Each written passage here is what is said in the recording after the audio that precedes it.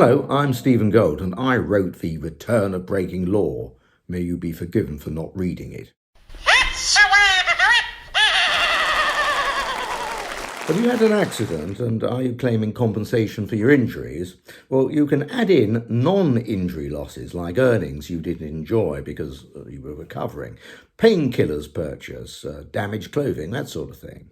And you can claim interest on those non-injury losses, which will usually be calculated at 1/2 of what is known as the Court Funds Office special account rate. The interest can mount up. As the Bank of England base rate goes up and down, up at the moment, that special account rate tends to change with it. 2 years ago, the special account rate stood at 0.1%, not enough to buy a packet of Woodbines. Well, in February this year, it was up to 4%, and it's gone up again, 4.25% as from the 21st of April 2023, last month. Well, make sure that any lawyer acting for you reflects that latest increase in what they seek on your behalf. Under this video, you will find a table of the changes. I've gone back to the 1st of June 2020, so if your underpants worth £4 were ripped beyond economical repair on the 13th of June 2020 and you're claiming now, you can add on interest at the various rates shown for the various periods involved, which would amount to give us a break. Incidentally, there was another base rate rise on the 11th of May, so expect a further increase in the special account rate we've been looking at.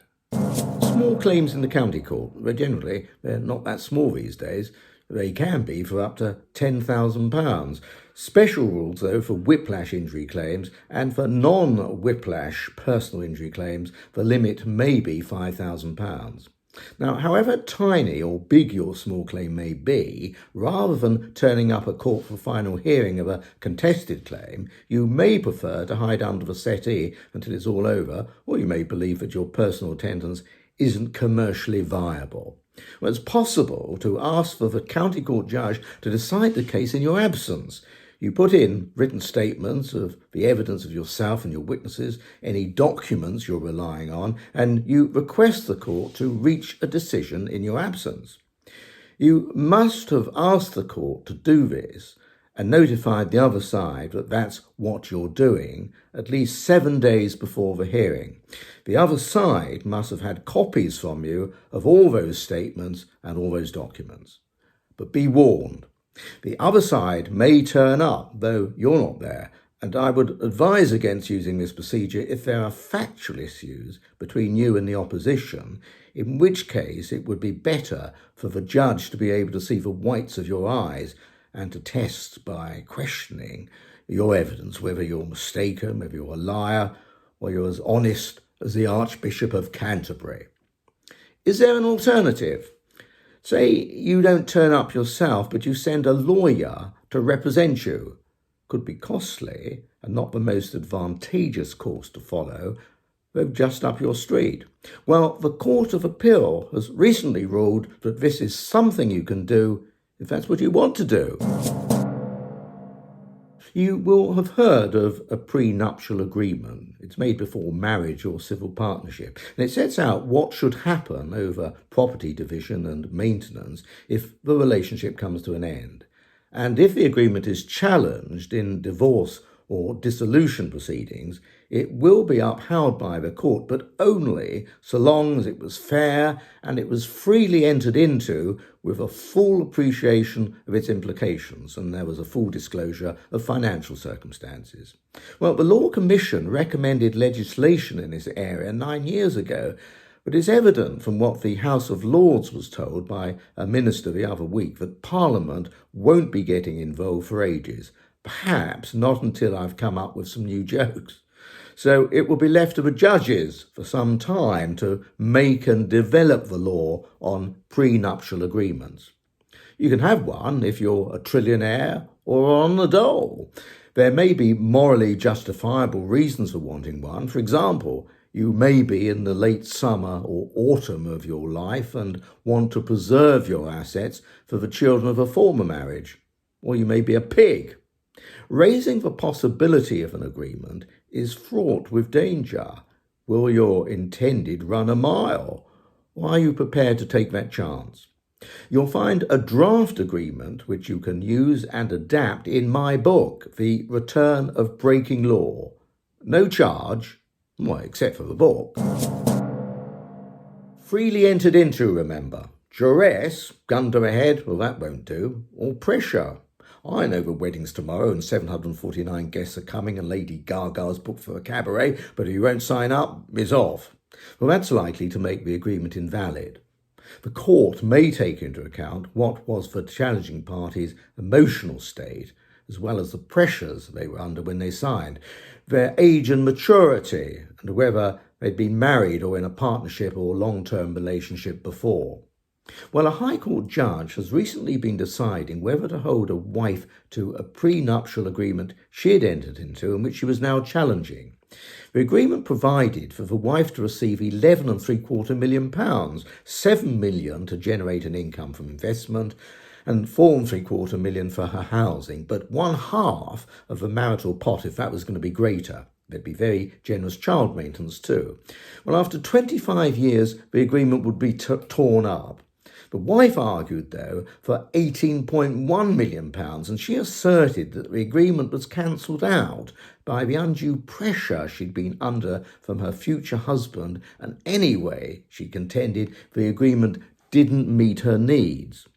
Both husband and wife had each received legal advice from separate and respected solicitors before signing the agreement.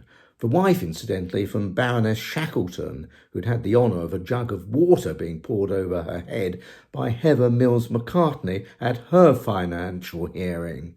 Well, back to this case. After 14 and a half years of marriage with two children, aged 15 and 14, the relationship unhappily broke down.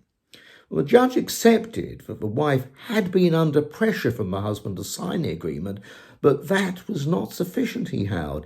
It had to have been undue pressure. The husband had said there'd be no marriage without the agreement. That was commonplace, said the judge, and that couldn't kill off the agreement by itself. Although some friends and family might have been aware of the intended marriage, no formal invitations had gone out. Even the save the date notification wasn't sent out until after the agreement had been made. Although the wife had been investigating venues for the ceremony and arrangements, nothing had been formally booked.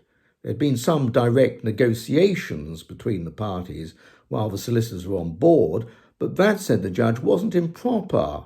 Wasn't improper for parties to negotiate themselves in these sort of circumstances. It was sensible they did so. It had here led to the bare bones of an agreement being reached.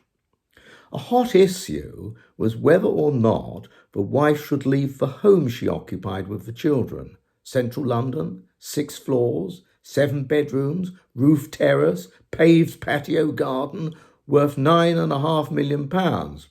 Well, there was no binding authority to the effect that the requirement to give the children's welfare first consideration, that's what the court must do, meant they should remain in the family home if everything else pointed to it being sold. The children may have lived there throughout their lives, said the judge, but children adapted to change. They move house when their parents move house. They don't have a veto. As to that first consideration, the children's welfare, there's no doubt, said the judge, that a judge hearing a financial remedy case will want to be sure that the children have a good home in a good area that is convenient for their schools and friends, assuming it's possible to achieve such an outcome. Well, the agreement provided a reasonable level of provision for the wife, and it wasn't unfair, held the judge. The wife's home would be sold. Well, there's plenty more about these agreements in my book and how to cope with financial applications in matrimonial proceedings, whether you're bringing them or you're defending them. Oh, well, there he goes, on about that book again, never stops. It's jolly good value, and you can get a Kindle version too. I think I might reread it myself. Have you read it yet? Coming up soon, why you'll be obliged to have your cat microchipped, and why mobile home occupiers will be better off when their annual pitch fee review comes up.